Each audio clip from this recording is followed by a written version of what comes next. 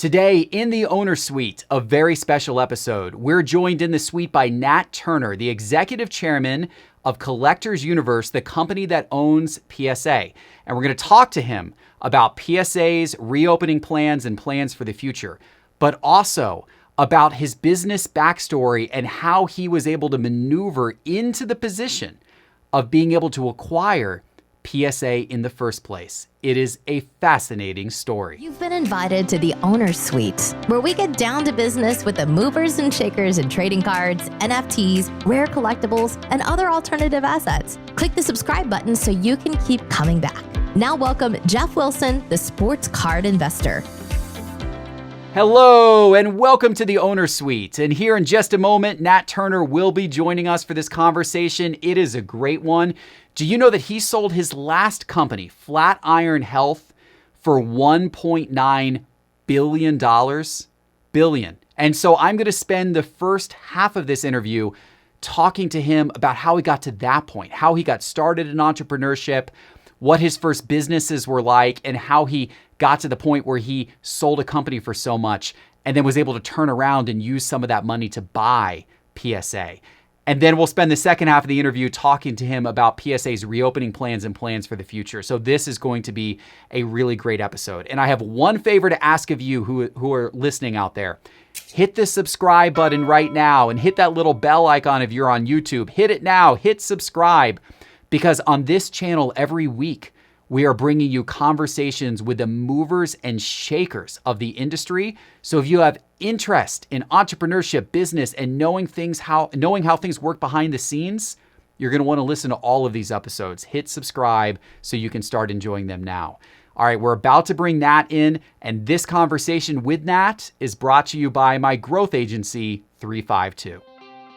At 352, Jeff and his team work with growth stage and enterprise companies to drive new revenue. They're experts at bringing your business to new customers and markets, building and launching digital products, and pioneering new ventures. Learn what they can do to grow your business by visiting growwith352.com. That's growwith352.com. 352. Let's do what's next.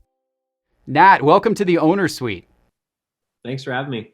Yeah, I'm really excited to have you, and I know the audience wants to hear about PSA's latest plans, and we're going to get there, but I really want to spend some time in this conversation getting to know you a little bit more as an entrepreneur, because I think for anyone out there in my audience who's business-minded and wants to learn what it takes to grow companies at massive scale and maybe someday get to the point where they too could acquire a company for almost $1 billion. I think there's a lot of nuggets and interesting backstory. And so I want to start with some of that. I'd love to know, well, I guess, first of all, where are you from? Where did you grow up? Where did you go to school? I was born in Houston. We moved around quite a bit. My dad's in the oil and gas industry. So wherever, his company was looking for oil, they'd kind of send him. So we lived in all over. I think I lived in like 9 places before high school. And so like Europe and Louisiana. But I would say 4 different places in Houston, I think. And so I consider Houston where I grew up. And then I went to a computer science high school in, Conroe, Texas, which is like an hour north, which I'm really lucky to have done. The fact that existed in Texas in 2004 is awesome for a kid like me who was interested in computers, but didn't live in a I would say a high tech place like San Francisco or New York, and so learned how to code and design websites in high school. And then went to University of Pennsylvania for undergrad, the business school there, Wharton, which was game-changing for me because I was exposed to people way smarter. In Texas, there aren't a lot of aspiring investment bankers who want to move to New York City. A lot of like ranch hands and people in my high school, which are great people, but the folks that I wanted to VCs and software entrepreneurs, there weren't many of us down there. So getting to UPenn, there were a lot, and I was now one of many. And so that competitive environment, was a big deal for me. So yeah, that's where I went. Awesome. And software entrepreneur. So you just described yourself as that. And I know it looks like you did a lot of entrepreneurial ventures. Did some of that start while you were in school? Were you trying to kind of figure it out, or was it right when you got out of school?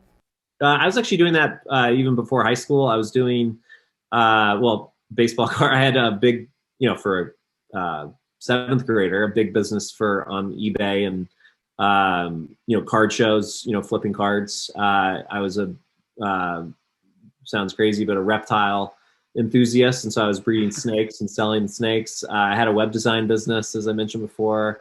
I built a website to buy and sell gift cards. Like I got a J. Crew gift card for my birthday, and I really wanted, I don't know, probably Blockbuster or something back then. And I wanted to trade it, but there wasn't a way to do it. And so I built a website with a friend of mine to allow gift card trading. So anyway, I had a lot of stuff like that. And then in high school or in college, built an online food delivery website, like Grubhub, but a lot shittier. And then, I always had some business going on, probably from like fifth grade on. That's incredible. So yeah, I saw a lot of those things in your bio. I didn't realize that they were like pre-college starts. I kind of assumed they were like college or immediately post-college, but it's pretty cool. So what at such a young age, why entrepreneurship? Like what motivated you to try that stuff? I'm not really sure. My dad quit his job when I was going into eighth grade, maybe seventh grade, actually maybe even sixth grade. And he tried to do it on his own, which he did. And I think that was inspiring. But I don't know. I was always like, even when I was second grade, third grade, I was like selling things that like clay. My mom told me like I would make clay sculptures and try and sell them. I would go up and down the aisles of the plane when we were moving and like try and sell things to the other passengers on the plane. It's just, I don't know, hustling and trying to make a dollar. But for me, it was always exciting to build something, and especially once I figured out computers, to build something that is very scalable, where you can create an audience and really build something that doesn't require a ton of employees. When you're in high school, that's a big deal. Building websites, I can just sit behind a computer on a weekend and crank out 3 or 4 websites. Like that was really cool. And by the way, like being able to have your own money and buy a car and that's a big motivation too when you're growing up where I grew up. So yeah, I started my first company in high school as well, and learned how to build websites, and was doing it more of as a services agency rather than like building my own .coms. But I am a huge advocate of kids trying to start businesses in middle school, high school, college, because you got nothing to lose. I mean, like if the business doesn't work out, so what? You still got, your life ahead of you. It's a lot harder, to try to take that leap and start for the first time when you're 35 or 40 years old and you might have kids, you've got a mortgage payment, you got a, spouse that's kind of looking at you sideways if you're going to quit your job and do something, all that stuff, right? But when you're younger, you got that opportunity, and you've also got the room to fail. You got the room to mess up, to make mistakes, to learn on the job, and not have it be that big of a problem. And so what did you learn from those? Like, were they successes? Were they failures? What were your biggest takeaways? Well, none of them were that big of businesses, on an absolute basis. But, when you're a 14-year-old designing websites for other people, making $10,000-$20,000 a year, it's a really big number. And so I learned a lot about negotiation. Learned a lot about expectations management, how to manage customers. I made a lot of mistakes. You learn quickly when you're, not only the founder of it, but also the head of customer support and the maintenance engineer and the salesperson and, doing all the things. And I didn't raise money for any of them. So I think I learned the pros and cons of not raising money. You can't scale as fast. It's a lot more stressful. It's, you can't make certain investments and that sort of thing that you would like to. And so I learned a lot about what not to do. Made some bad hires. I hired a couple people in high school for the web design firm. That was eye-opening, how to, be really, diligent on kind of who you bring on. And but the biggest thing for me was picking partners. I had a business partner in most efforts. 50-50 business partner, not in the web design stuff, but in just about everything else. And so that was important to realize the frankly, the value of having like a someone a sounding board and a true decision making partner, but you can make better decisions together. And so I learned that early on. And so when I started doing real companies kind of after college, I was able to draw on that experience for sure. Yeah, having a partner can be extremely powerful. It can be difficult to pick a partner, and I've had 13 different ventures, have done most of them with partners along the way. Have had some wonderful, wonderful partnerships that just unbelievably great partners, and have had a few that didn't go well either, and went off the rails because it's difficult, right? The same challenges you talked about with hiring an employee. Picking a partner is more like a marriage. Like you're really in it with that person. But if you don't go the partner route, it can be lonely, and it can be and you can be lacking that feedback and that real perspective of being able to build it with somebody. So it sounds like you're a proponent for people starting out to find a partner and to do it with them.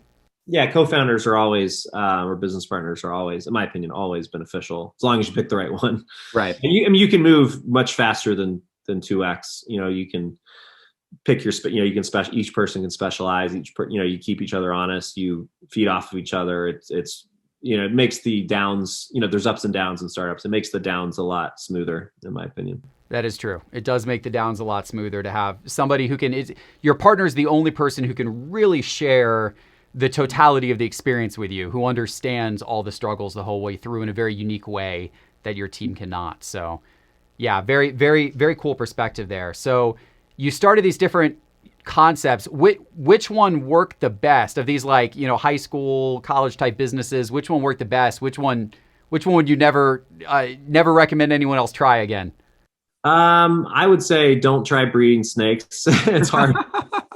It turns out. No, I think honestly, don't be too, do anything you can entrepreneurial as early as possible. Even if it fails, you're going to learn either way.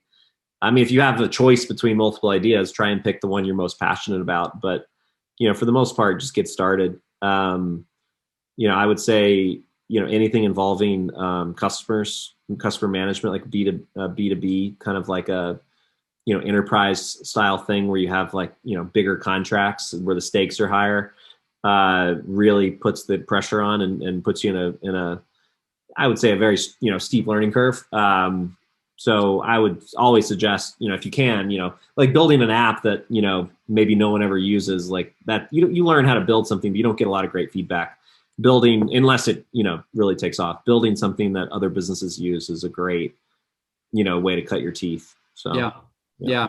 I loved, so I started, in a couple of agencies when I was younger, and I love I love agencies from a teaching perspective. I think that an agency is an easy business for a young entrepreneur to start.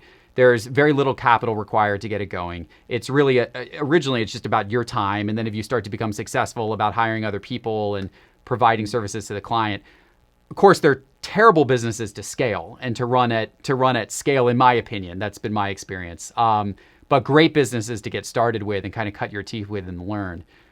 Product businesses obviously require a lot more upfront investment, a lot more, time to get it off the ground, harder to have a success. But of course, if you're able to have a success, tremendous amount of more scalability, capability, profitability, all that type of thing that you can benefit from. You did these different companies, and I know fast forwarding, one of these became a success to the point where Google swept it up, right? When did that happen? So my lifelong co-founder at this point, Zach and I Weinberg, we started a business in junior year of college. That was an online media buying platform for ad agencies, kind of like E-Trade, but for buying banner ads instead of stocks. It was a really cool idea. It wasn't super clear as I just hopefully described it, but back then it was very complicated.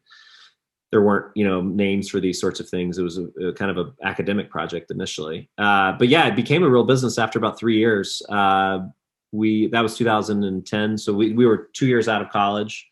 The business, we were very naive. I mean, even though we had a bunch of entrepreneurial things, he did as well. That was our second company together. The online food ordering thing we did together as well, freshman year. We were not prepared for how to grow that company from that point. And so Google, I mean, that was, I don't want to say it was a rescue thing, and it was a great acquisition for them and us, but I'm glad we did it because we didn't really know what what it took to kind of grow from there. I mean, we had, you know, culture wasn't great, you know, I mean, it was fine, but I mean, it just wasn't scalable. We didn't have an executive team. We didn't know how to, you know, take it to the next level. So, but it was a great piece of technology. The initial business was doing well. Ad agencies were using it pretty substantially, you know, relatively. And the business took off. So Google acquired it. They integrated it into DoubleClick, which is the ad server platform that they acquired in 07, I think, 06. And it became the buying tool for DoubleClick. So if you were an ad agency and you wanted to buy media, you all of a sudden were using what we sold them, which is Invite Media Bid Manager. And it's a really big business today. It's still around. It's like multi-billion-dollar. Actually, the company that I don't want to say copycatted us, but like started the exact same thing as us 2 years, 3 years later after we sold, is now like a $40 billion public company. So we probably shouldn't have sold, but you know, it's all good. Well, you're doing okay too. We screwed it up, I'm sure. So Google acquired. So you went to work at Google as a result of this acquisition for a while, right? Just 2 years, yeah. Okay. I mean, yeah, that was a while for us as you know, we were ready to do something else. So yeah, I mean, so you go from being this is always what terrifies me about you know, going through an acquisition from the entrepreneur end, is if you get acquired by the big company, now you kind of get sucked up into the big company engine. Granted, Google is a pretty cool entrepreneurial big company if you're going to get acquired by and to get put into their engine. But what was that experience like, going from I'm doing my own thing to now I'm part of this giant, you know, conglomerate? it was tough, honestly, at first. I mean, it was a fairy tale in the sense that if you're going to be acquired, you want it to be by Google because they have a playbook, you know, like they're very good at it. I mean, they were acquiring a company every week back then. Literally, I mean, they acquired like 50 companies the year we sold. So it was, you know, we walk in, they're like, here's, you know, go over there to get your computers, you know, engineering report there. I mean, they had it all playbooked out. And so we learned a lot, but the challenge is that they cut you up. It's like a chop shop, you know, it's functional. So engineering goes and reports to engineering, product goes to product, and sales to sales. And so the founders, you know, we had no responsibility or authority the day after the deal happened. And we became influencers or figureheads, you know, making PowerPoints, trying to convince people to do things, as opposed to being able to say, you know, this is what we think we should do. And that's actually scalable. That's what Google wanted, because we're the founders. We're not Google. We don't know their vision and how it's going to integrate. So that's actually totally reasonable. But as founders, it's just a time bomb for us. I mean, it just wasn't going to last. And so, but again, we learned, like, we met a lot of great people. In fact, most of the people that joined us at Flatiron came from either that prior company or folks we met at Google, that initial team, you know, once we started meeting folks. And so, and Google Ventures, the VC arm, led the funding round in our next company, which wouldn't have happened had we not, you know, worked there. So right, that's pretty cool. So yeah, a lot of value in the connections. Sure. Yeah. Now, was it an earnout situation where, you know, the product had to continue to perform, or was it just a one-time type of acquisition? No, it was an upfront thing. Yeah. I mean, they gave us, you know, a retention deal to stick around, time-based. Right. Yeah, that was it. Well, that's good. And I asked because I know you can, if you're put into that type of situation where you're acquired and you no longer have direct power over the product, which is pretty common in acquisition situations. But then if that's coupled with a large percentage of the acquisition being tied to the product's performance over the next 2, 3, 4 years, it starts to become a potentially terrifying situation for the entrepreneur. And, you know, that can unfortunately, you hear stories about that going wrong. As well as the business said, I wish we had done that. Well, that's true. In your situation, it wouldn't have been so terrifying. It might have been a larger payday. You can never count on that. Yeah. Yeah, you can never count on that. Well, okay, fascinating. So you leave Google, and then is that where the Flatiron story begins? Yeah, well, actually, about a year into the Google thing, we were, you know, our eyes were on our mind. We were on what's next. And so we were very much researching, you know, daily basis. We had calls, meetings with nothing to do with our current job, just, you know, what we were hopefully going to do next. And yeah, and I have a family member who's still alive who was diagnosed with cancer very young, 7 years old, on his birthday. And that became an inspiration for Zach and I to research. We didn't know the business idea yet, but we knew cancer was very important, you know, problem to solve. And we had a personal connection to it at that point. And that became, you know, for probably a year, like our sole focus. I mean, we completely discarded advertising technology and said, we pivoted directly into oncology, which is a hard pivot to make. But especially without a medical degree. With no medical degree, but Yeah. the first floor of Google New York, where we worked, is a cancer center, and we met oncologists in the hall. I mean, we were scrappy, and we learned. I mean, it took us a year, literally, before we started the company, just to have the vocabulary and the lingo. I mean, we kind of sounded like doctors after a year. I mean, we weren't, clearly, like, no one should have listened to us, but we could certainly, have conversations and not be, not look stupid. And that was that was kind of our litmus test. Like, could we feel confident, pitching and we weren't sure. And after about a year, we became pretty confident, and thankfully, it took us another year after that to come up with an actual business idea that was potentially viable. So. And what was the original vision for that idea? At that point, how did you kind of conceptualize, hey, here's what we want to take to market that we think is going to work?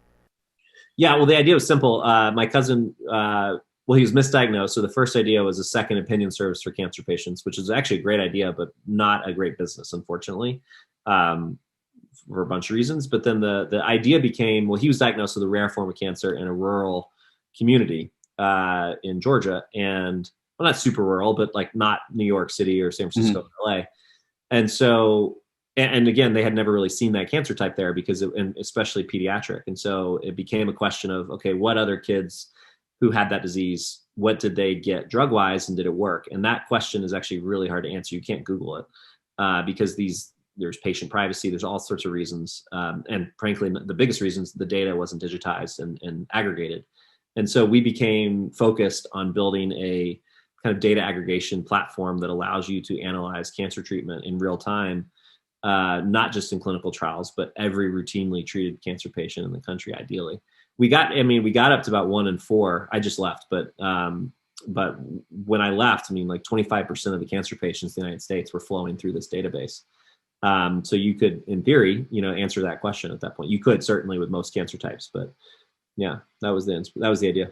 And so that vision, so it took you a while to form the vision, but then it sounds like you kind of, after a couple of years, kind of had I don't know if it was an aha moment or just kind of a clarity in terms of what you wanted to build. And then it sounds like that's essentially the mission the company went on. So from that point, there wasn't necessarily a lot of pivots. It was pretty much like, let's run in this direction and really trying to make this happen. Yeah, we frankly weren't sure for a while that it would be a real business. I mean, that was the idea, by the way, for sure. It didn't pivot, but the how of, like, how did we get the data? How did we give it to the, end customer? I mean, there was a lot of kind of maneuvering as to how that in business, I would say small pivots as to kind of how we priced it, how we accessed it. And so it was a tough business to build. We used to joke, it was like hand-to-hand combat. It wasn't like, we built an app and everybody started using it. I mean, it was a very tough, healthcare is a really hard industry to build a company in. But yeah, I mean, it took us, it wasn't an aha moment for us. It took us like 4 years before we were like, okay, yeah, like turns out this might work. And you kind of get early signals, and startups are ups and downs. I mean, we had 1 year where, we did not think we would survive the year. And then thankfully a customer, situation came through, and we, were able to fund it for a little longer. But yeah, it ultimately did work, thankfully. More importantly, the mission. I mean, the company's put out a lot of great research. Most oncologists that use it love it. So yeah, it's a really cool company. Yeah, and it's really neat that it's got such a great mission. What are you most proud of from what your team there accomplished? Oh, a lot. I mean, I'd say for me personally, because I was more involved in it than other parts of the business, was the electronic medical record system that we actually acquired and then kind of redeveloped. And I would say probably half of the private practice oncology, most of cancer care is treated in private practice. Most people don't know that, but actually like 80%. And so of about half of those oncologists, maybe even more, they use our system, our EMR. And our market share really, it like quadrupled after we acquired the business. And I'm really proud of that because, we built a lot of cool technology into that system that made doctors better and faster and more efficient and more effective at treating patients using software. And, things like, the patient's diagnosed and it presents you with, scientifically backed up, regimens and, therapeutic options to consider. And, even if you're in this rural community and you've never seen this cancer type before, the system will guide you to the right answer. Like, that's pretty cool. Yeah, that is incredible. Definite awesome mission there. It's awesome when you get the opportunity to work on a business that both obviously has a really nice profitable return for you, as this did, but at the same time is really affecting positive change in other ways, right? And so in your case, obviously very, very direct with cancer and with, such a massive problem in America. My younger sister, Amber, got diagnosed with breast cancer. She was 33 years old, and it's like, goodness gracious, the number of people that affects. There's just, so everyone's got a story of somebody in their family. Yeah, it's great to work on a company like that. I think one of the fun things I like about sports cards is in a way less serious, way less impactful way on humanity. But the one thing that getting to work in the sports card hobby does do is it brings people happiness and joy. And I enjoy, it's something people love. And so you're working in a medium that people love. And so whatever opportunity you have to positively impact people, whether it's something real serious like helping doctors get better at cancer treatment, or something just fun like helping people enjoy the hobby they love more, it's an honor to be able to work in those types of areas. So that's awesome you had that experience. And the story ended well. So I know you guys had a big acquisition, or you guys had was it an acquisition? A company came out and bought you guys out? Yeah. We got acquired by Roche. The farm, it was actually one of our largest customer acquirers. Yeah. Yep. Cool. And then you continued on there, but it sounds like you are now officially, you've officially left. Yeah, I was there. I signed a 3-year kind of transition deal. My co-founder did as well. And we stayed through, and I mean, it was our time to leave for sure. I mean, we're entrepreneurs. At the end of the day, we need to be in control and of our own destiny. And the company, I mean, it's an independent company, by the way. I mean, they have a board. I mean, I'm the chairman of the board still. I became the chairman after I left, but they're doing great. But again, it wasn't the same startup vibe anymore. So it just wasn't for us. But it's over 1,000 people, and they'll be just fine without us. Probably better. Yeah. Arguably better off. And you keep referring to this co-founder, Zach, was that his name? Yeah. Now, is he involved at all with Collectors PSA? Yeah. He's a big investor for sure. Yeah. He won't admit it, but he had a lot of cards. Mainly, he had like Magic cards, which I think he's embarrassed by when he was a kid. But he's got which I loved, but I don't know why he would be. I don't know. If you got the Black Lotus, there's no reason to be embarrassed by that, right? Well, he had a lot of 90s basketball cards that I helped him get graded about 2-3 years ago. None of them came back any good, but he had a bunch of Kobe's. But yeah, he's an investor. Cool. Very, very cool. So obviously now we got to get on to the PSA part of the story, right? I know a lot of the audience is excited about hearing this section, having a sports card audience, but I appreciate the walkthrough on the entrepreneurship side, because I think that is fascinating, getting to understand a little more about Nat Turner and who you are. So before we hop into the sports card side, I'm going to make the audience wait one more minute. Tell us about your family life. I know you got a couple of kids, and what's that life like, and how do you balance that with the professional side of everything you're into? Yeah, I mean, look, it's hard. We all. I mean, I'm not the only one with kids. I mean, it's different. I have to work smarter. I would say my workday usually starts about right now. It's 9:41 p.m. I stay up very late. Usually doing emails and kind of because during the day it's calls and Zooms and that sort of thing and meetings. But I find it actually is a good balance. I mean, kids, it's a great. I would say distraction's the wrong word. It's like it forces you really to kind of, and you want to be focused. Like my time is more valuable now. It's like I have priorities that I prefer. Like I don't, work trips. Like it needs to be really important now. I used, because the trade-off is I'm missing time at home. So it's become, like I said, working smarter is important. Picking the right calls, being more, I would say ruthless, with your time, time allocation. Being really thoughtful to that. But I love it. Yeah. So I have 2 kids, a boy and a girl, 5 and 3, both are into cards. I mean, they don't know it. Right. I'm just trying to seed the, like the same, I was going to say disease that I have, but, get them kind of at least exposed to it. I take my son to card shows in the New York area. he's got his, he likes hockey, which I don't. It's my least favorite sport. I think he's picked it because it is my least favorite sport. But and he likes the Jets, which is like traumatizing. Yeah. Being a Jets fan, that's going to be a hard life for him. That's going to be a real hard life for him. I hope he realizes that. Nets and the Jets, like terrible. Yeah. Goodness gracious. Yeah, my 10-year-old has recently decided he wants to start a braking business, and so I'm encouraging him. I'm encouraging this, right? I want him to get going with getting his entrepreneurial experiences and everything. So he's gotten real interested in it the last few months and wants to understand the business side of how all that works. I had him meet with one of the card breakers to I really wanted him to understand it's not just opening packs on YouTube and having fun.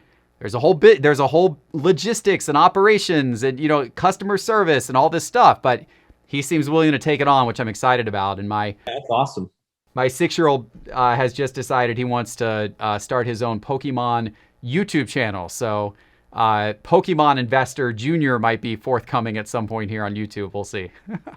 My son, I don't know, is 5 too young for Pokemon? He hasn't, I don't even know how to play, so he hasn't figured it out yet. Oh, well, they don't play. That's the funny thing. Almost nobody who collects Pokemon cards, I'm talking 99% of people who collect Pokemon cards don't even know how to play the game. They just simply collect the cards because they think the cards are cool, right? And so there's a big Pokemon phase that kids go through between ages 6 and about 8 or 9. My older son went through it. All the kids at his school were Pokemon, kind of like how I was when I was a kid with baseball cards in that 4th grade, 3rd, 4th grade type time frame. Now it seems like the kids in that age, it's all Pokemon, which is interesting. So that's and Pokemon cards, of course, are hot now, but all this probably means is that Pokemon cards are going to be really hot again in about 30 years when they're all our age. It would be good for your business. So let's talk about that. So how did you go? So, Flatiron, you've obviously had the big event happen there, but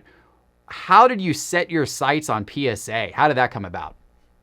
Yeah, it wasn't that crazy in hindsight. I was home during COVID living with my parents. My wife and I and our kids were with my parents, and my mom wheeled out all my cards that I had as a kid. This is March or April last year. And I was already obsessed with cards by that point, obviously. But I was, kind of reinvigorated with the fun of it. Frankly, last in 2020, 2019 as well. I started to be a little disillusioned by the investors that had come in and the card funds and these people who are just purely doing this for money. And, I became kind of frankly a little depressed by it and wasn't buying as many cards or trade, anyway, so I got back reunited with my collection, so to speak, and became kind of really excited about, I was building the sets and I realized I had been trying to complete certain sets when I was a kid that I'd never completed and started to complete those. And I made this decision. This is a year before I was supposed to leave Flatiron. I was like, what am I going to do next? It was also kind of weird timing in that regard.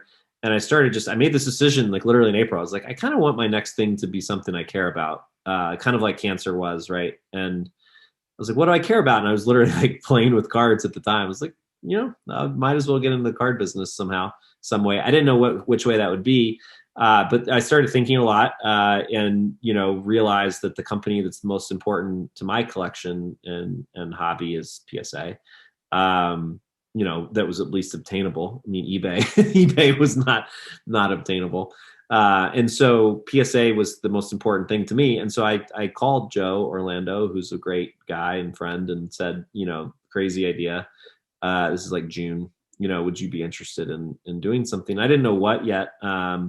I called him a couple of years before that to offer support or help, as a tech person. I felt like there were a lot of things they could do. They weren't able to at the time because they were a public company, and investing and getting rid of your profit is a really hard decision to make when you don't really have control. And so it became that, which was hey, let's give you that power. And so the only real way to do that was to take the company private. And it snowballed. I really didn't think it was possible initially, but then I started having conversations with friends of mine who would support me in that effort. I couldn't afford buying the whole company. And so I became really excited when my friends became excited about it. I was willing to make this my next thing, like I was going to spend my next 10 years on this or more, like I did Flatiron. And so I think that meant a lot to that group, that investor base. And then, it was a windy road. I mean, as you probably remember, I don't know if you followed it, but we tried to, we had a deal that was accepted, but then rejected by it was a tough process, but it ultimately worked out, and I've enjoyed it since then.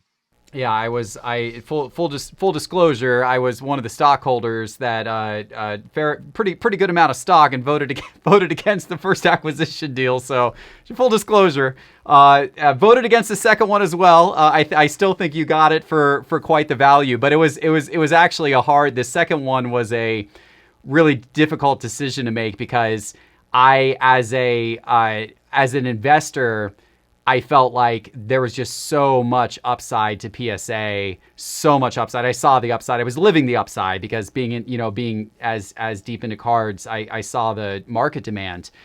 But on the other hand, I really liked the idea of you coming in as a collector, as someone who is passionate about the hobby and with such a large collection. I love the idea of you coming in, and I loved your tech background. I at that time, actually, when I first heard about the acquisition offer, I went and looked up your background, and I'm like, oh, Nat is a tech startup entrepreneur. Like, this guy is going to be great for PSA. This guy is going to infuse everything in PSA that PSA is currently missing. And so the fan part of me was like, I want this to work for Nat. The financial part of me was like, this offer feels low based on the market trajectory. And in fairness, from when you guys made the first offer, I think it was probably reasonable. But by the time the vote came around and everyone saw what was happening in the sports card market, it was like the market was exploding, PSA was exploding, the backlog was exploding. It was during this time of just unbelievable growth.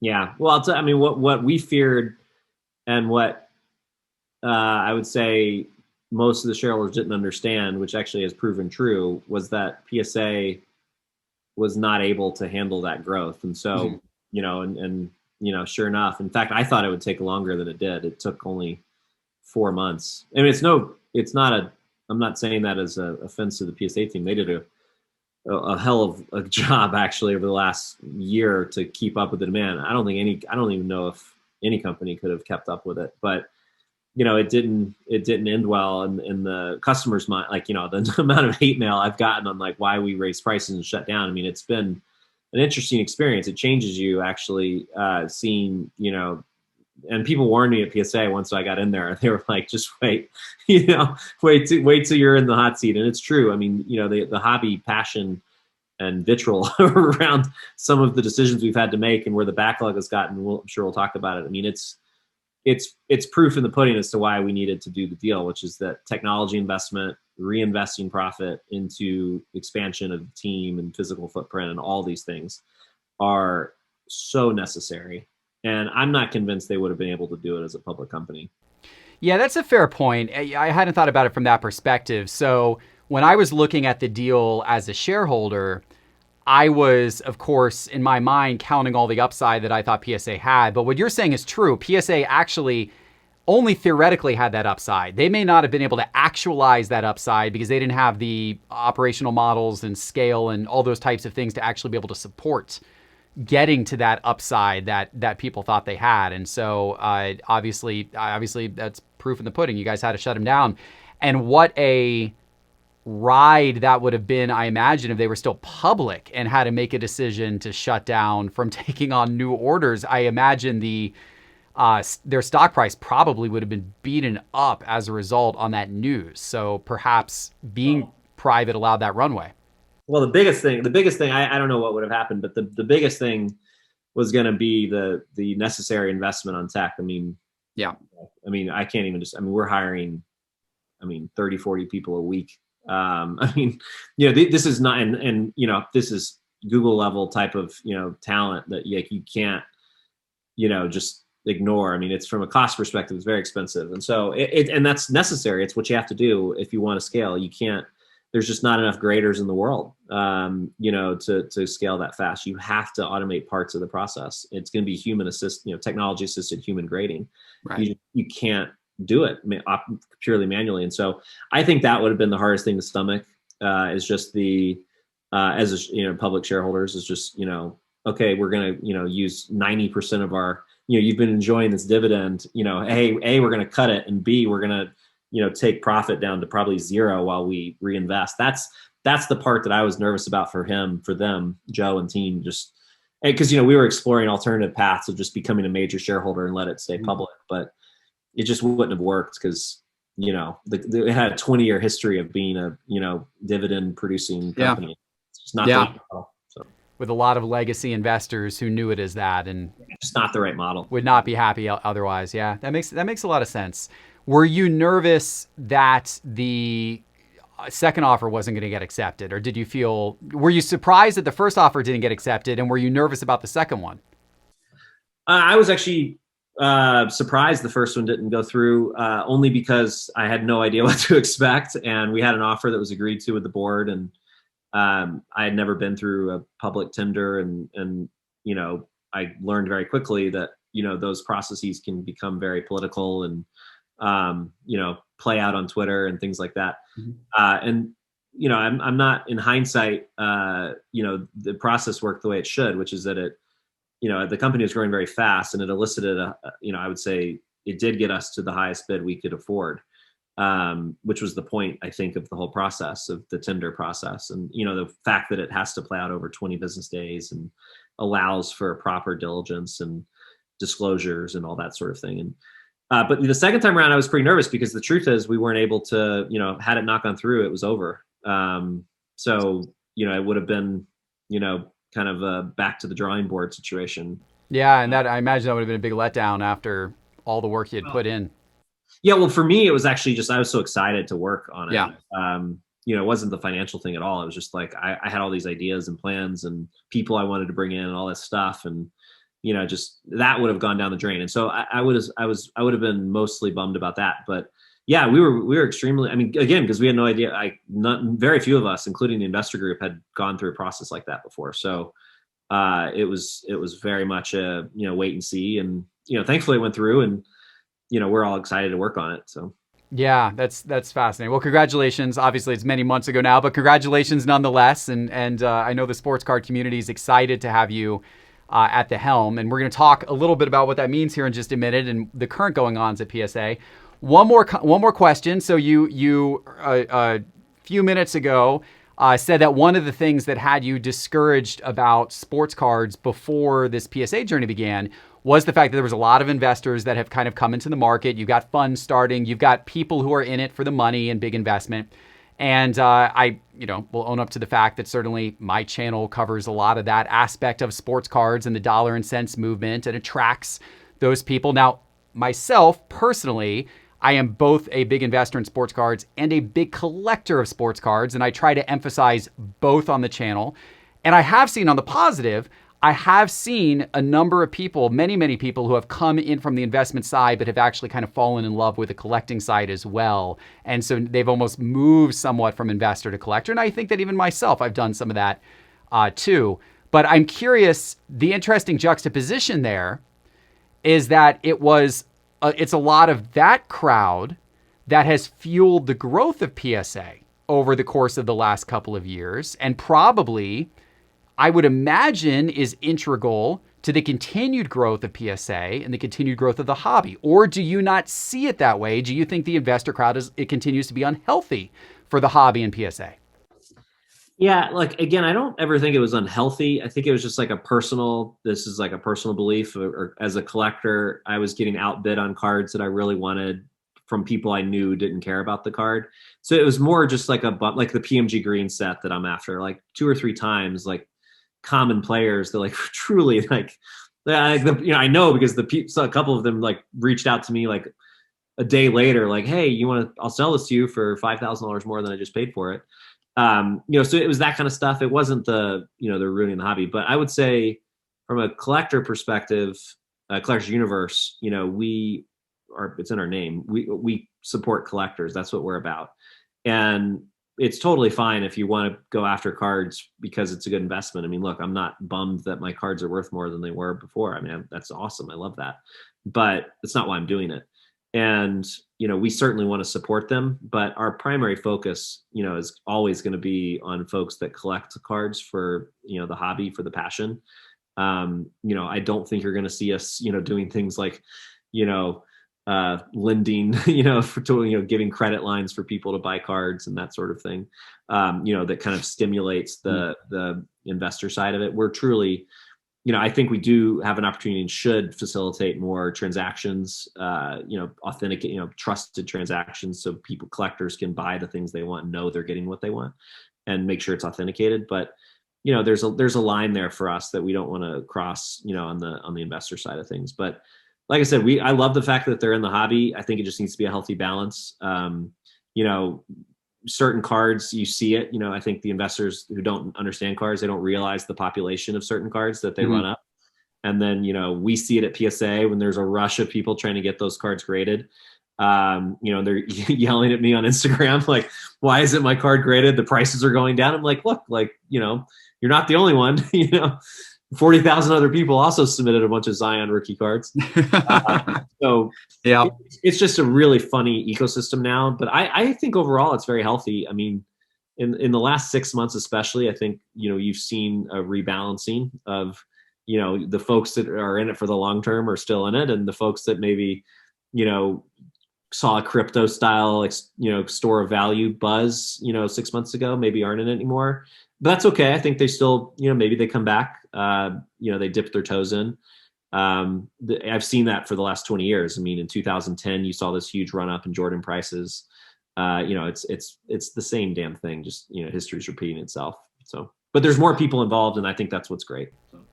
Do you think, therefore, the last few months, we've obviously seen a fairly significant market dip after seeing just explosive price growth across almost every type of card in December, January, and February, particularly the iconic cards. Since that time, many of those same cards that hit those record prices in February are now down 75% from their February highs. Do you think that's healthy for the market? Oh, I can't think. I would love to know which ones you think are the 75% down. I'm sure they are. It's just I haven't seen it be that bad. But you have the. Well, I mean, we even had a Jordan PSA 10. I mean, talk about an iconic card, the 86 Fleer. That sold, and there were maybe some issues with the sale and people not being able to bid, but that sold on eBay the other night for $180,000 a card. That's BS, because I tried to bid at the end, and eBay blocked my bid. So that clearly, that was you can't auction. First of all, you can't auction high-end stuff on eBay. I love eBay. I mean, I use eBay literally every day. It's probably the thing I use the most, but it's just the wrong place to auction high-end cards. I've had multiple high-end cards that I've tried to buy where I've lost, and it's still like the worst moments of the hobby for me are cards that I've wanted to own that I'll never be able to own again, probably, that I lost because eBay sucks for high-end cards. But anyway, so I don't. That's not a legit sale in my opinion.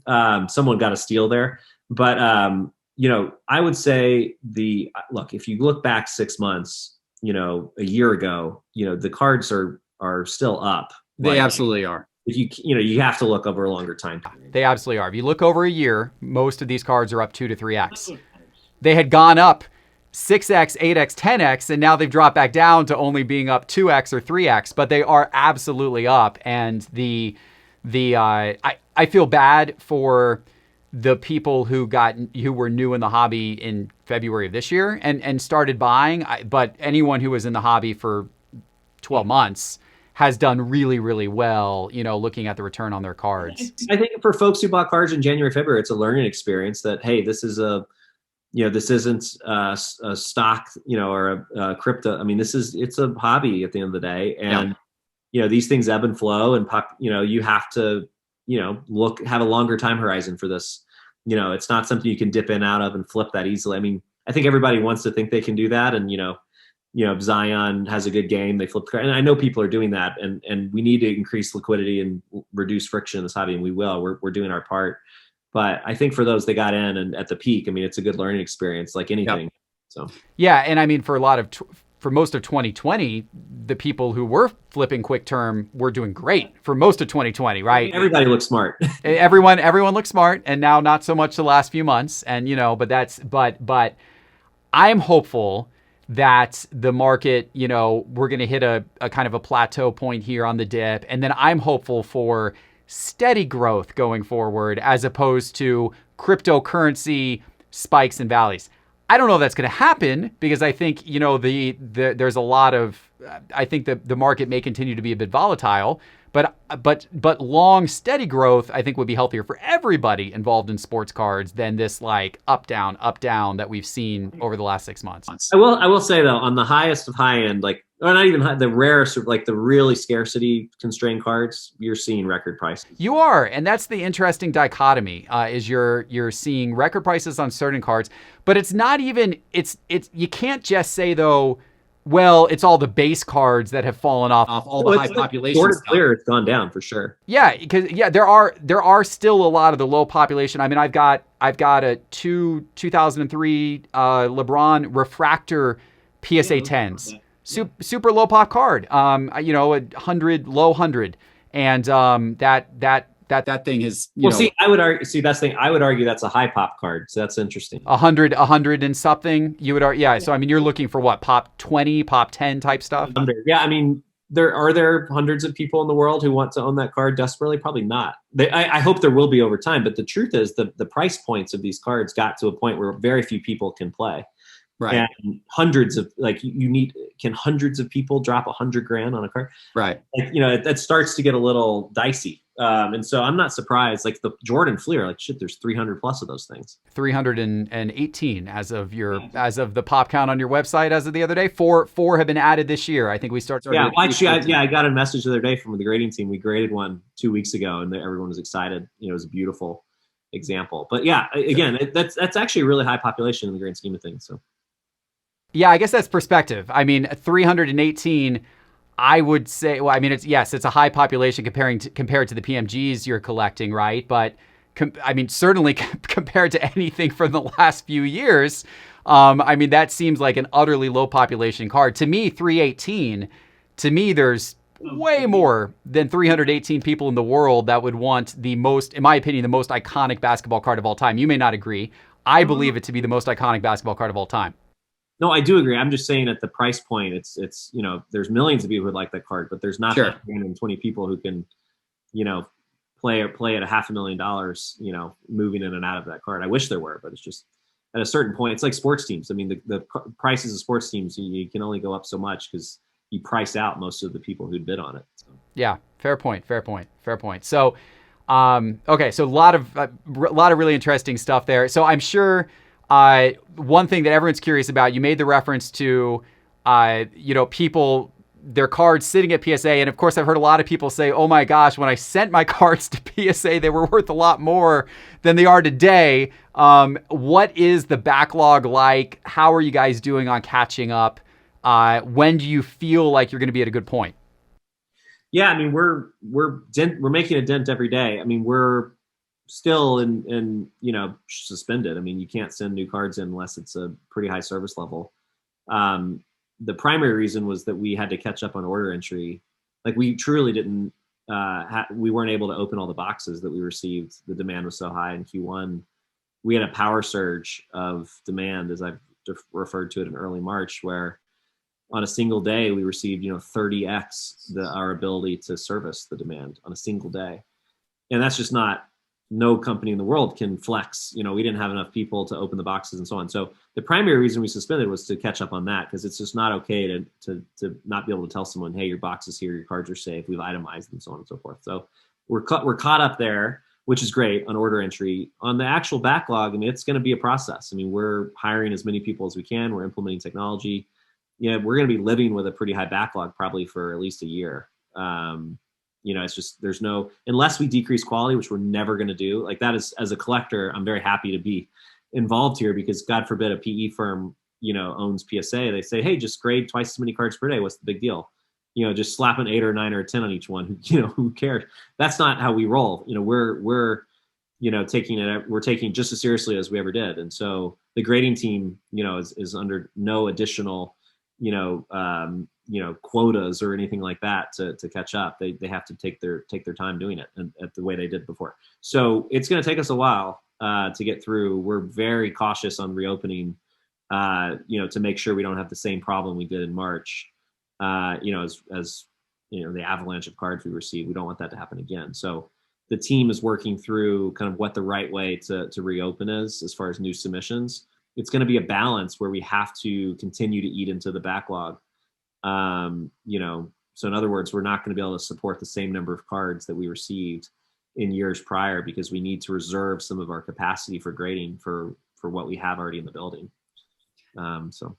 And when you first put out the announcement about the shutdown, I believe there was, as part of that announcement, there was a hope that by July 1st, some, if not all, levels of service would be able to be restored. We're on the precipice of July 1st now. How are things looking in that regard? We're going to reopen some service levels for sure. It's not going to be what it is today. I think we're trying to strike the balance, as I alluded to, of what's the balance that allows us to receive. The demand is such that we receive fewer cards than we actually can grade so that we can use some of that capacity for the backlog on an ongoing basis. For months on end, we were receiving multiples the number of cards per day than we could actually grade. Right. And that's just, and like I said, it surged in March, and we just said, we threw our hands up and like, this isn't, it's not okay anymore. So we're going to do it through a combination of limiting service levels, but also through pricing, which we've already done. We raised pricing in March. Our competitors did the exact same thing. It's the cleanest way to kind of increase and decrease incoming demand. I don't know the specifics of what it'll be come July. It actually is a few weeks away still. So we still have some, things to work through. Our biggest thing is we don't want to repeat our mistake that we made in March. So. Right. So do you think, and I know we got a little bit of time here before, you guys have to make an official decision, but do you think on July 1st, there will be some additional levels of service opened, perhaps at a higher price is what you're alluding to? I'm not sure. We will have additional service levels open than what they're today. Whether or not they're at the same price from what they were in March, TBD. Okay, so additional service levels will open July 1st. And at lower than our current levels, 300, they'll be cheaper than that. Okay, additional service levels will open, not all service levels, but maybe. I'm not sure. Okay, yeah, I would tell you if I knew. We're still working it through. We're just being very cautious on what the demand will be. We're actually surveying our customers right now, by the way, to get some intel and kind of, hey, if we introduced at these levels, what would you send in, and so on. So. Were you terrified when you decided to shut down on March 30th? It was perhaps not coincidentally, I think the day before Prison Basketball released. Yeah, I know. That was not planned. That was not planned. I thought that was a very intentional maneuver because you were worried that you were about to get flooded with LaMelo Ball cards. No, I had nothing to do with that. We received like 5,000 FedEx packages on a single day. Yeah. I forget the exact day. It was on a Monday, but no, that was why we shut down, because we were terrified of the box. We didn't have physical storage for these boxes, as an example. The postal service in Southern California broke because so that was why we shut down. I was actually relieved. I remember Steve and Joe called me and they were like, hey, we need to make the tough call here, and do you object? And I was like, absolutely not, go for it. And it was a big relief. And I'll tell you, the biggest relief was, I got a lot of pretty nasty messages when we raised prices a couple weeks prior to that, is what it is. I didn't get any negative. In fact, most people sent me nice, not that I run the business based on, my direct messages, but, a lot of people were like, hey, that was a really important move. Great. Love to see it, blah, blah. I think people respected it. It was a tough call because, we like I said before, imagine as a public company, you literally, turning away people begging to give you money, but we had to do it. It was just so obvious. In many ways, I regret we didn't do it sooner, but, Interesting. Yeah, interesting. Yeah, and I can only imagine how difficult of a decision that must have been to make. But for me, it wasn't hard because I didn't make it. Sure. I imagine it was hard for them because it's first time in history they've done that. Sure. Absolutely. The biggest bummer for me, honestly, is the collectors, the folks that, are doing sets. Because I'm one of them. I have I have thousands of cards backing up, and there are some of them in this room that I am not going to send in unless, it's $20 or so service level or under. And But will we ever see that again? absolutely. I mean, we will get there. Okay. I am not going to sit around and let these cards pile up ungraded on my own. So, I mean, look, I'm a true collector. I want that back just as much as anyone. That's what kills me the most, is that we truly, I mean, we open at $20, or $10, we'll get crushed. And yeah, for sure. Are people grading the wrong type of cards? Is the base cards, right? Like, are people grading the wrong types of cards, and is that part of the problem? We're never going to judge, what people, should or shouldn't grade. We did receive a crap ton of what you would call base cards, or what I would call base cards. A lot of Prism, a lot of, 80s stuff. But look, people want to grade what they want to grade. I think the tough part for us are the speculators who send in 100 cards at when the rates are as low as they were. It's profitable to send in, 100 1984 Fleer or Topps baseball cards, and if a couple of them hit tens, you made your money. But again, a lot of collectors do that. I do that too, because I want to complete those sets in particular grades, and all in PSA holders. And so it's not for us to judge. But the truth is, at the price level, all I can say is the demand was so high for base cards, for high end. I mean, it was just untenable. So yeah, for sure. You had talked earlier about that Jordan 86 Fleer PSA 10, and about how an email went out internally a couple weeks ago where, it just another 10 had been graded. And I imagine that's one of the graders pinged me and said, how cool is this? Check it out. So is it tougher to get a 10 grade on that card today than it would have been had somebody submitted that card 5 or 10 years ago? I don't believe so. I mean, I get asked this question all the time. I mean, our grading team is really good at their job. There's been no, change in policy, or, hey, let's, the fact that people think we're managing population is just, to me, it's kind of funny at this point, because there's just not possible. Like, why would we do that? But it's just, I think a lot of it's perception. I think the one thing we have seen a lot of new submitters and a lot of cards that frankly shouldn't be graded, not because of the card itself, but because of the condition. And then a lot of the modern cards are frankly a lot lower quality than they used to be, mainly with centering and surface defects. Mm-hmm. But as it relates to the Jordan, I mean, I personally don't think so. The grading team hasn't, changed in any way. I mean, in theory, you could look back, over a long period of time, because there are different people in the room. But at the end of the day, it is a human opinion. They're looking at a card and rendering an opinion. But we've trained, our team goes through rigorous training. Every new hire goes through it's pretty hard to be a grader at PSA, to get the job and also to keep the job. So I think we're just getting really good at and consistent, and making sure we're as accurate as possible. So. Do you think there's a psychological burden on the grader, even if the training's consistent and the process is consistent? Could maybe psychologically they just be aware of, holy heck, this is a massive card, it's super valuable, and therefore I really have to scrutinize it and be more tough on it than maybe I would have been 10 years ago when this card wasn't nearly as valuable as it is today? Well, no, I mean, look, I think a big reason why PSA is what it is, and the most trusted grading authority, in my opinion, I don't know if that's even, I think it hopefully is true, is because of how seriously we take cards like that. I mean, for years, way predating my involvement, way predating my, getting cards graded by PSA, they have multiple people review every card. So, a Jordan Fleer, like there's no situation where some junior grader is looking at that card and, I mean, that card is looked at by multiple people to make sure it's accurate. And that's been the case for a long time. But yes, look, to be clear, we do, I would say, we want to get it right on high-end cards. Like, we're not mainly in authenticity, like we're not that worried about a, 2020 second year Zion base Prism card being faked. I mean, whoever wants to fake that card, like that's like they probably have bigger problems. But, the high-end cards are more likely to be faked and trimmed because it's more profitable. And so the biggest reason why we spend more time on the higher-end cards is because the I would say the risk of some issue is much higher. Yeah. And because, PSA, we stand behind our grades. I mean, we buy back cards, pretty regularly if they don't meet the grade that we rendered, or if they turn out to be fake or trim that we missed. And we can see we made a mistake. And so that's a big reason why we do that.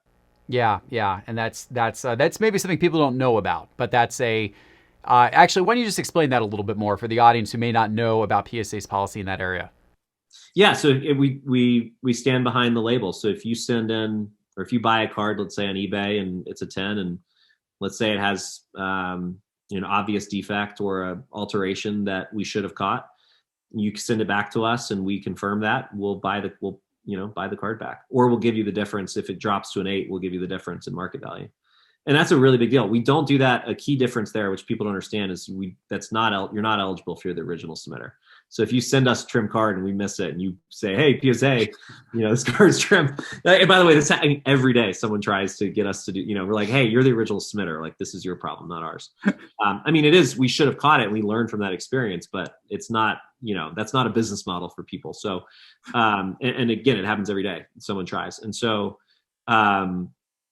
So we have that policy, but again, it happens on a weekly basis. There's a situation where by the way, I do it. I see it on eBay. I'm like, how's that card a 10? It's off centered, and I'll send it to our team. This is how seriously we take it. We're taking money out of our pockets. Like this happened the other day with the 96 96 regular base Topps Kobe, which was a 10. It's badly off centered. Someone DM'd me about it. I'm like, yeah, totally shouldn't be a 10. I'm not a grader, but I said, hey, let's get the card back and regrade it. Sure enough, wasn't a 10, and we compensated the owner. So we want the cards off the market that we screwed up. Really fascinating. That's really cool to hear. Yeah, that's wild. So you just talked about, trimming. Obviously that's been going on for a long time. People have attempted that. And I know that's a cat and mouse game that you guys have had to police against for a very, very long time. More recently, there's been some, concern across social and that type of thing about like fake slabs. And is that a concern for you guys? How seriously is PSA taking that? Very seriously. So we have a fraud team that pretty much we're on this. People send it to me, and usually we've already seen it and have sent cease and desist letters or alerted the authorities. We have an active line with multiple authorities that we just send. Every time we see something, we send it to them. The trick is if someone, it says like, in the eBay listing, like, this is not, we're not this, it's a proxy, they're very clear that it's fake. They're not doing something illegal at that point. They're infringing on us. And so we're going to chase them, but we're not the cops. Like, we can't, shut them down. So it's hard for us. There's a line there that we can only do so much, which is kind of, I was alluding to before. So we have a lot of kind of covert and non-covert security features in our labels, in our slabs, that we can tell better than anybody if a slab is real. So I do think it's a responsibility of ours to work more closely with auction houses and with eBay and others to ensure authenticity of slabs. It is becoming a pretty big issue. And we can tell, like I said, a slab, you cannot replicate our slab perfectly. It's just impossible based on the amount of security we have into it. And so again, there's things that no one knows about that are in that slab that we can run a check on, and then we're not going to tell anybody, because then they could potentially fake it or try to. And so I think there's an opportunity for PSA to enable the hobby better, in the transaction layer, to make that more trusted. And we're looking into a bunch of ideas there. But it's a huge issue. Weekly, we're shutting someone down. Yeah. Yeah. Well, I'm glad you guys have a team on it. It's definitely one of the scary things about the hobby for both collectors and investors, that, that kind of thing could happen. So I'm glad you guys are on it for sure. Nat, you've been super generous with your time. And so we're going to wrap, but I want to get you out of here on this. One final question for you. I'd just like to know where you think the sports card market is going to be 5-10 years from now. What do you think, if you could look 5 years in the future, how do you think things are going to look compared to how they look today? I'm very bullish, obviously. I think you're going to see a lot of digital content breaking, a lot of direct to consumer, Topps and Panini and all the card companies hopefully are non-exclusive at that point, meaning Topps can produce basketball cards and Panini can produce baseball cards. I'd love to see more innovation in cards, getting back to kind of the golden years, in my opinion, of the 90s and early 2000s. I would love to, I think we're seeing a ton of kids enter the hobby. I think you're going to see a lot of, I personally think, innovation with, the buying and selling process. You're seeing a lot of VC funded startups for the first time ever, and get in the card game, which I think is great. From box breaking to transaction layers to vaulting to insurance to whatever. And that's great. I think you're going to see infrastructure build out that gives people confidence. Like, when you buy that Jordan Flair rookie card, you know it's real, first of all, and also you feel secured and protected. Maybe it's vaulted, maybe it's insured, maybe it's fractionalized, whatever the hell you want to do. You have that infrastructure at your fingertips. So I think there's a lot of good stuff happening. I'm slightly nervous about bad actors. I'm not slight. I am. I think it's on us. I view it as my responsibility too, to protect the hobby from PSA's perspective as much as we can. We're not the only grading company, and we're going to do our part. As prices continue to go up, it's becoming even more lucrative for scammers to make money off of it. So everyone has to stay extremely vigilant on what they buy is real, and work with a grading company that you trust and an auction house that you trust. But assuming those things continue, we stay one step ahead of those scammers. I mean, the next 5 years are going to be awesome. The biggest thing, honestly, is basketball, baseball needs to go non-exclusive with card companies. I think people don't realize how freaking cool that'll be for the hobby. I mean, all that stuff behind you, the Prism, like the Panini stuff, like it's good, but like it's nothing like it used to be. Panini, in my opinion. So it'll be fun. Hopefully we get there. It'll be fun to see the innovation that occurs. I'm personally really excited about one of the reasons why I am so optimistic about the sports card market, and I talk about it frequently, is one of the exact reasons you just hit on, the fact that there is investment activity, there's VC activity, there's startups, there's technology that's coming into play. Companies are trying to really do innovative things. And as money's flowing into the hobby, not just from a buying card standpoint, but really more importantly, from fueling new companies that can then fuel the hobby's growth in the future and take the hobby in new directions. I think it's extremely exciting, and I think it's a great sign for where things are going to be down the road. So I'm very happy to hear that optimism from you, and hopefully 5 years from now we'll have seen all of that. Hopefully people will be watching this video back 5 years from now, and we'll have seen a lot of that innovation come to life and the hobby be in a really strong, healthy position. Yeah. I agree. Awesome. Nat, this was great. I appreciate it. Thank you so much for your time. Hope to have you back in the future, and thank you for joining the Owner Suite. Yeah, thanks, Jeff. Absolutely. Thanks for joining us in the Owner Suite. Please click subscribe if you enjoyed the conversation, and leave a review to help spread the word. Follow Jeff on Twitter and Instagram at Jeff352. And check out Jeff's growth agency, 352, at growwith352.com. See you next time in the Owner Suite.